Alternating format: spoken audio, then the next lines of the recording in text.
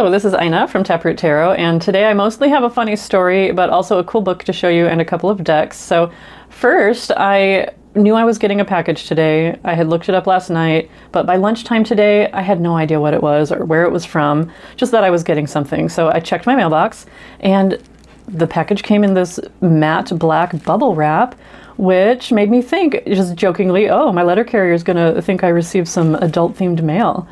And then I was curious, well, who is this from again? And I look at it, and it gives me no answers because it is very discreet. It says, if you can't see it, Maine, as who it's from, and then it's a P.O. box. And I was like, oh, what if this is some spicy mail? And so I look and make sure it's to me because I don't want to open it if it's a neighbor's naughty mail. I want to respect their privacy, certainly, and I'm not judging. But it is to me, and so I'm just super curious now, like, what the heck is this? I'm a little afraid of what it might be.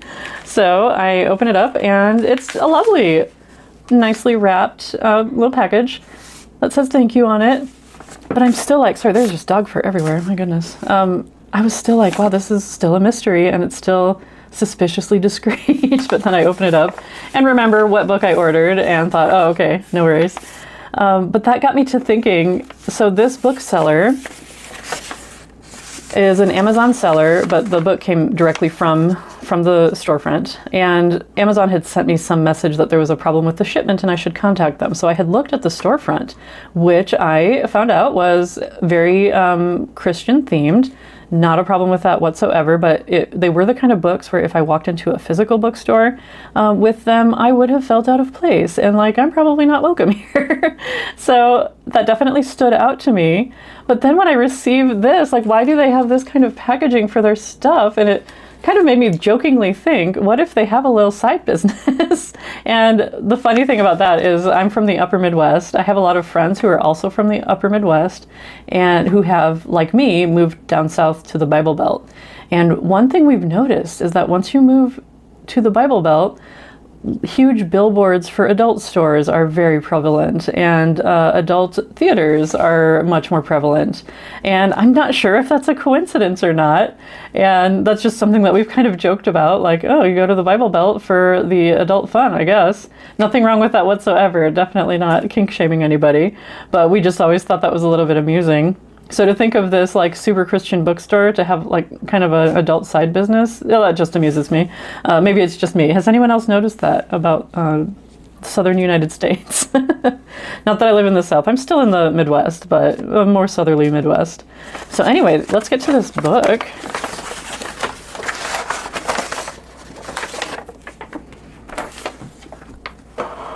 This is a Renaissance manuscript by Cesare, Ripa, called Iconologia. And it's a reference that a lot of artists use because it talks about what different symbols mean in Renaissance art.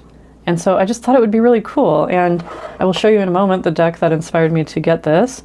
I bought this particular one because the engravings supposedly are clear and easy to see. I did read a lot of reviews with other engravings that said they were pixelated and just really difficult to look at. So I wanted one that could actually be seen. The only problem with this one, in my opinion, without having opened the book yet, is that it's by an artist, Hertel, the engravings that is, from the mid-1700s. So it doesn't quite have a Renaissance perspective, which I would have preferred. But I definitely didn't want to get just the manuscript with nothing to look at because I like pictures. So let's take a look at this. I just thought this would be a really cool reference. These can be a little pricey. This is a vintage book from 1971. I happened to get this, by the way, this is Dover, the Dover edition, if you're looking for it. I happened to get it for $15 and free shipping, so I was pretty lucky. So thank you, Christian bookstore owners with a possible naughty side business. I appreciate you. Well, okay, no table of contents, but we have some notes at the beginning, and it just starts with part 1. So for example, part 1 of the celebrated Italian night, Cesare Ripa's allegories and conceits, useful to all sorts of arts and sciences, to each of which is here added an appropriate history or allusion. The present author and publisher is Johann Georg Hertel in Augsburg. So cool. And Hertel being the mid-18th century engraver who put these together. So I think I'm going to flip through this and just find something that looks interesting, and we'll get right back to you. So here is instruction, and I will give you a close-up of the iconography. And you can see the original Latin inscriptions by Ripa are included, but they are translated into English on the other page. And the inscriptions translate to: Antigonus, taught by the Muses, studies not only the causes of things, but also that which nature teaches. Instruction. Antigonus, for wise Zeno, sought to learn from him all that he taught. Interesting, this is in German, which makes me think that these inscriptions might actually be, or at least this inscription here, is probably by Hertel. And it does look like it's in a different script. So that's interesting. But to quote Ripa directly, it says, the personification of instruction is a man of venerable and grave aspect, dressed in a long fur-trimmed academic robes, a scholar who teaches the wise things which lead to virtue. The mirror he holds means that a man should observe his own actions so that they are in accord with those of his fellows. The motto above reads, look in the mirror and you will be wise. In other words, know thyself. Which I'm guessing is this motto here. Since looking in a mirror is so commonly found in tarot, I thought that was a cool one to include.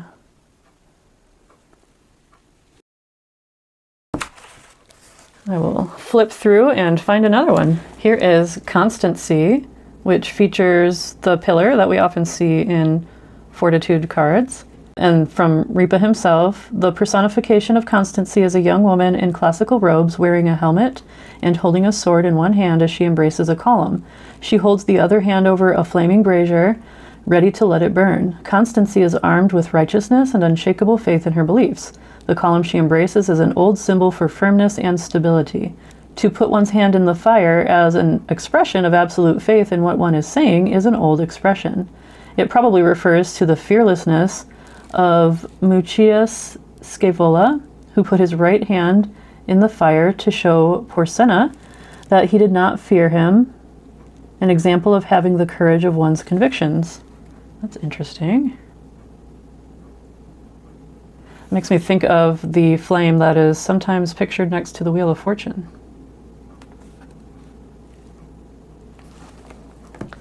So that's just a couple examples. Now, a lot that's in this book obviously was written in the Renaissance and didn't age well, shall we say. And also includes a lot of moralistic stuff that I don't necessarily, or definitely don't agree with, I should clarify. But it's a really cool book on history, I think, and I look forward to checking it out more. And what prompted me to get it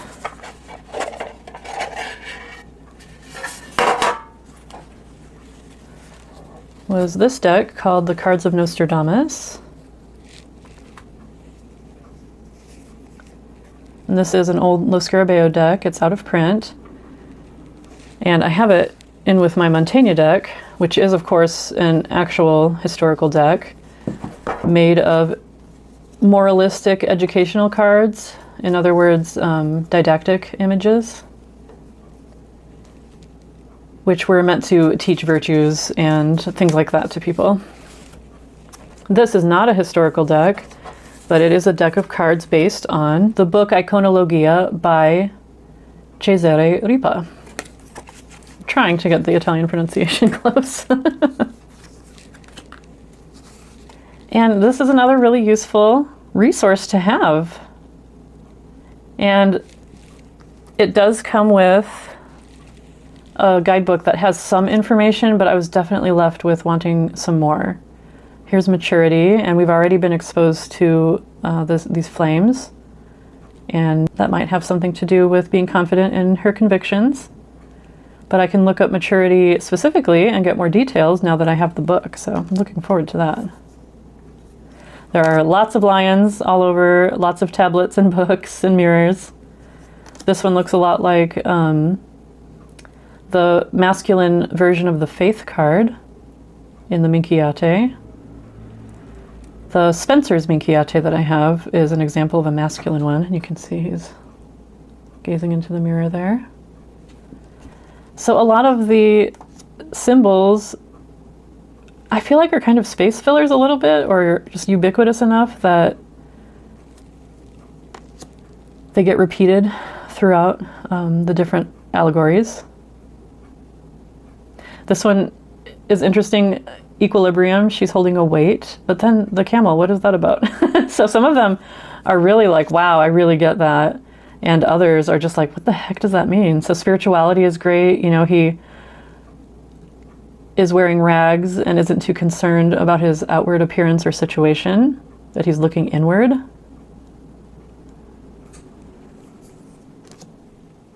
Opportunities. A lot of measuring instruments make appearances. This one is interesting. Knowledge with his mouth covered. Oh, the crocodile apparently represents debauchery and things like that, bad habits. So he's trampling on those and staying quiet in order to gain knowledge. I don't know why he's holding Pikachu or whatever that is. So that's what I need to look at more.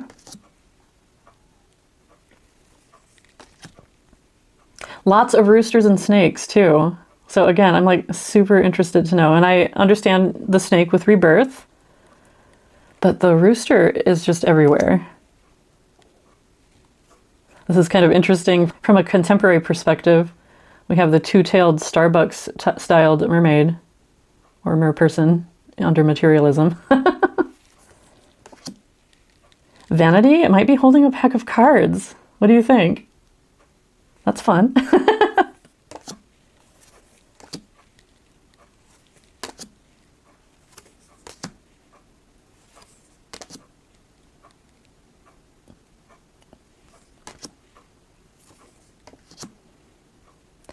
In the Renaissance, any kind of imperfection or lack of order or physical difference was considered evil, whereas perfection was considered godly or whatever.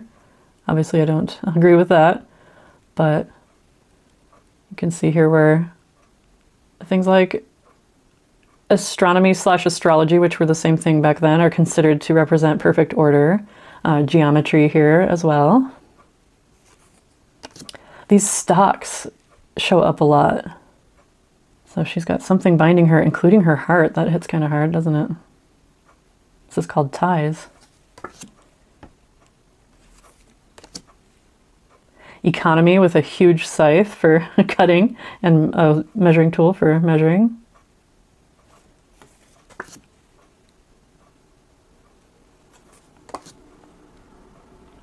Stagnation is stuck on an island.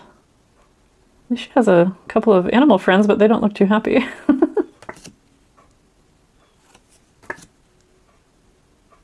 Completion, again, looking in one of these mirrors.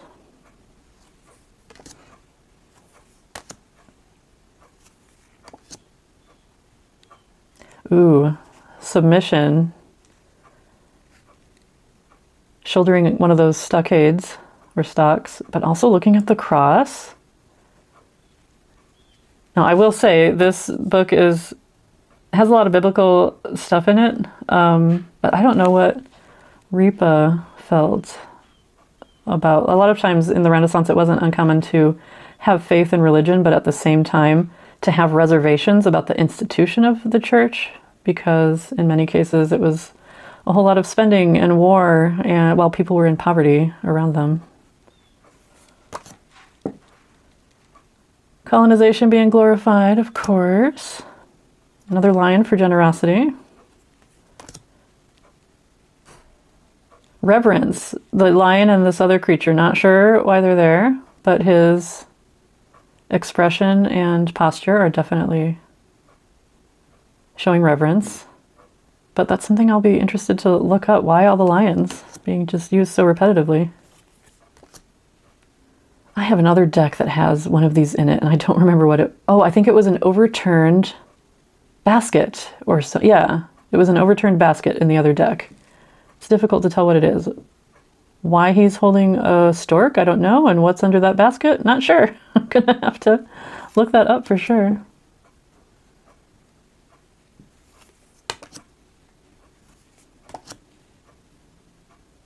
Sincerity has eyes in her palms.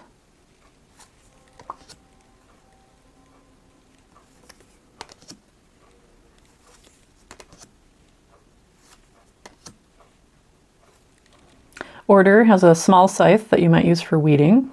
You can kind of see that.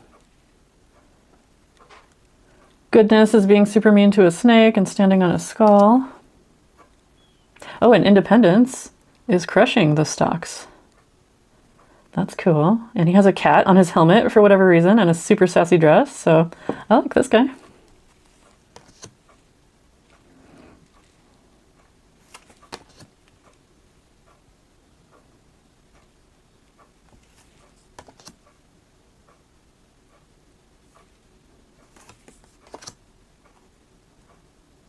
Conflicts makes sense. A rooster for hard work. Not sure why.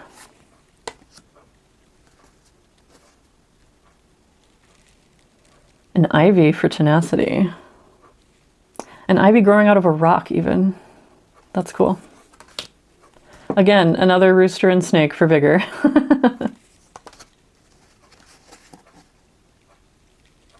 Waste is stagnating with a sideways hourglass. That's cool. Here is a different image of prudence than what we're used to, with many laurel crowns.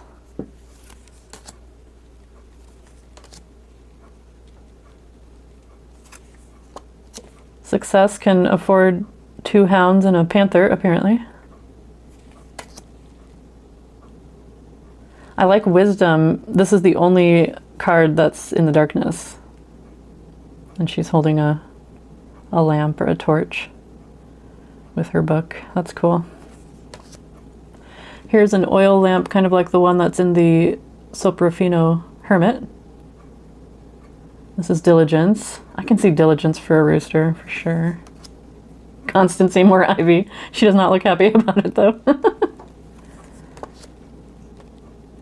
Kindliness. This is another one of the what the heck ones. Is she sweating onto these animals? I don't know. It's so weird. I'm definitely looking forward to reading more on that.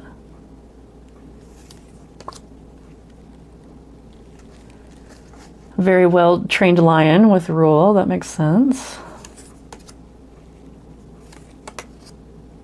Contradictions. She's giving charity and dressed as a nun with her rosary and Bible, but look at her devil feet. I'm kind of thinking there's a little bit of skepticism about the institution of the church. Probably not about religion itself, because the people of the time were mostly quite faithful, as far as I know. Wow, regrets with thorns around the heart. Wow.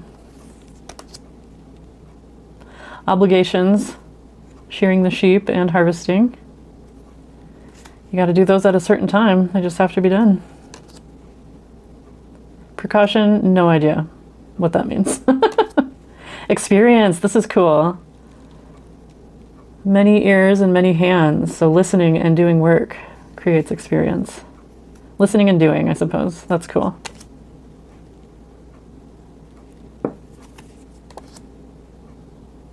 Oh wow, mortification. I think those are reeds that one uses for self-flagellation. I don't know what that is, but it could be something unpleasant. And another cross, kind of in a not very complimentary light.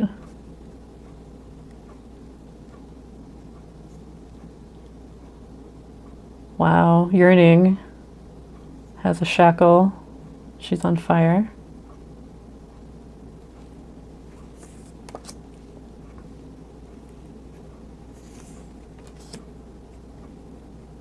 Defense has a porcupine.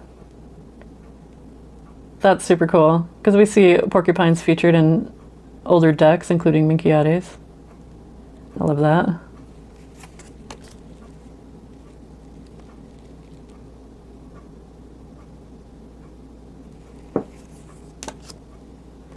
duties.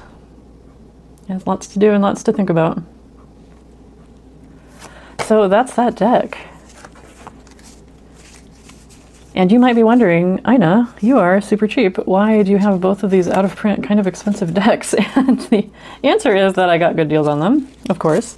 This one, the Mantegna, I found on Mercari, and 2 of the cards had melted candle wax on them, and I got it for 35 bucks. And I was able to very carefully scrape and polish off the candle wax, and you can't even tell. And this one is kind of a cautionary tale against leaving vintage decks in their original packaging for too long. I don't have the box with me, or you could see that the, you know, the clear plastic sometimes has a little band around it to make it easy to open. Well, that melted and damaged these cards, and it's not too big of a deal. The only damage I was aware of was on this title card and then on the sides. But there is one of the main cards, it's Spirituality, which has damage on it from that little strip. So yeah, materials aren't made to last forever, the materials in the packaging. And so they can start to break down and degrade and start to damage the cards. The cards themselves are made to last, but not necessarily the packaging that it's in. So I don't know what the answer is. I know having an unopened vintage deck is kind of cool, but I just thought I'd put the word out there that those little bands around the plastic can be a problem. And I know in my Tarot Renan, the plastic had started to yellow and stained the inside of the box, not the outside. So I know that it did come from the plastic itself. But fortunately, it hadn't gotten to the cards yet, so that's good. But because of that, I got this for a really good price. I negotiated a decent offer on eBay, and so I'm really happy to have these. They're in great shape other than a couple of small flaws. And I will definitely be looking more into this book and learning more about these and sharing with you as I go.